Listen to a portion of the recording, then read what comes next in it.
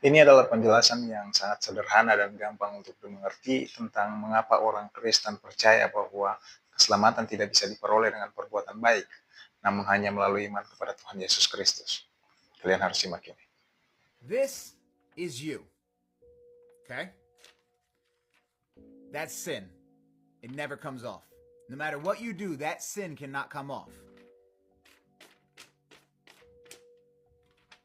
That's more sin. If you stand before God, even if you do righteous actions, you are still a dirty rag in his presence. There's dirt. Doesn't matter how much righteous you try to do, once you've done these sins, you are forever marked. And so how does this stand before God? Jesus comes in the same form as us. Although he was in the form of God, he showed equality with God was not a thing to be grasped, emptying himself out and coming in the form of a servant. So Jesus came just like us, but guess what? No marks on him. None. And he went to the cross to bear your sin so that he can represent you. And so if I stand before the Father, he stands in front of me. When the Father looks at me, who does he see? His Son. I'm back here, but I'm behind him. I'm covered in Christ. So my Father in heaven sees him. And so this guy, after knowing Jesus, and he falls, and he gets back up, and he's still, man, he looks worse. And then you know what? He just, oh man, just that is that terrible thing he did. Who's standing before the Father? Notice how I'm still this on my own, but because I'm clothed in Christ, and he's there, the spotless, perfect, righteous Lamb. The guy behind him is crap. He's crap. This is the ark. Noah didn't swim through the flood. He got inside the ark.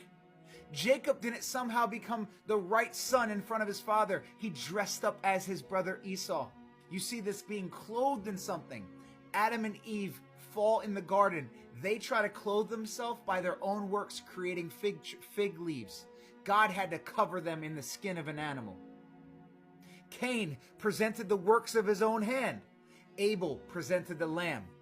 So you can go before God and you could try to come before him in your own fig leaves that you cover up your sin with. You could try to go before God and present your own works like Cain did. Or you could be clothed in the lamb and let the lamb be your present. That's justification. That's how you are saved. This guy, you don't want to stand before God because no matter how good you try to do, this is what you still look like. But Mike, I live a righteous life and I try to be obedient and I try to help people. This is what you look like. Because I'm going to just say this right now. We don't seem, for some reason, when it comes to God's justice, we act stupid, but we all understand real justice. If I was on a warrant for murder, let's say I committed murder 40 years ago, and there's a warrant out for my arrest, but I'm hiding in another country. And let's say I finally get caught 40 years later, and I stand before the judge and I say to him, Your Honor, over the last 40 years, listen, I know I'm guilty I'm wanted for murder. But did you know over the last 40 years, I have helped build 3 schools, I feed the homeless, and I take care of foster children. Does the judge care? Does any of that erase that I have committed a crime, that I was wanted for the crime, and I am being convicted of the crime? Does any of it matter? No. And so as a sinner, it doesn't matter what I've done good. If you go stand before the righteous judge, you are guilty. Gavel down. I need to stand behind him. I need the greatest lawyer ever, the greatest advocate ever, the one who can stand between us both and place his hand on both and say, I am in his place. The only one who can stand in my place and stand and represent me is someone holy and righteous whom the Father looks at and says, this is my son, with whom I am well pleased. Look how Job recognizes what we need. Truly I know that it is so, but how can a man be in the right before God? Job was known as a righteous man, and even he recognized, how can I do that? He said, if one wished to contend with him, one could not answer him once in 1,000 times. You can't stand there and contend with God. You can't plead your case. You can't stand before him. For he is not a man as I am, that I might answer him, that we should come to trial together. There is no arbiter between us who might lay his hand on us both. Jump with me to Matthew 17.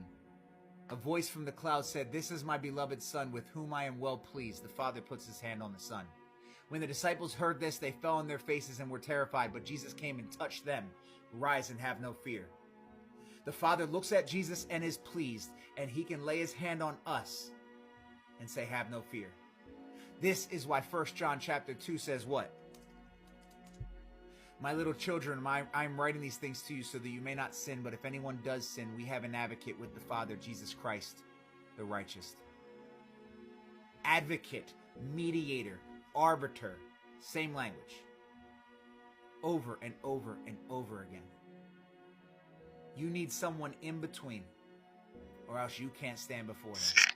Jadi setelah menonton video ini, apakah kamu masih berpikir bahwa keselamatan bisa kamu peroleh melalui perbuatan baik? Bertobatlah dan percaya pada Tuhan Yesus supaya kamu selamat. Tuhan Yesus memberkati.